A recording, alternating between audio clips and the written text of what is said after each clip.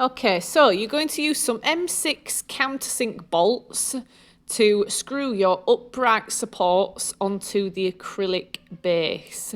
Now, remember that you have to drill out your holes in the acrylic base, so use the faceplate as a bit of a template on where to put those holes. And make sure that you put some masking tape around it and place your acrylic base onto a piece of wood, a sacrificial bed, so that you don't crack the acrylic base in the process of drilling it. So you're going to just use a screwdriver to tighten those up and make sure that those supports are nice and parallel.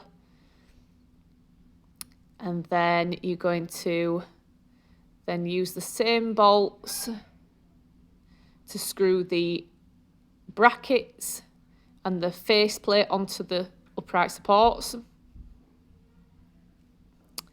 Now, if those bolts won't go in properly, so if they're not sort of going all the way in, it might be that you need to cut the bolt down slightly. So you might not have drilled far enough into the upright support, so you might need to cut down the bolts a little bit to get them to fit in.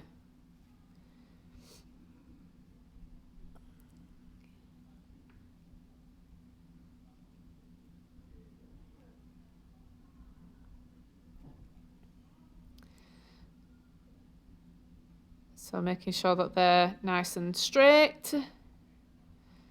And then for the arm of the lamp, you're going to attach those spacers that you made using a nut and bolt. So this time we're using a panhead bolt and a nut to screw those into place. So you put in the longer spacer at the back and you're going to put those two square shaped spacers at the top and the middle of the arm. So that's going to give it some rigidity. It's going to make it less likely that those two pieces of acrylic would crack. Use a screwdriver again to get some tightness to it. And then the final step is then using a wing nut to put a bolt through the middle, attach it to those brackets, and there we go.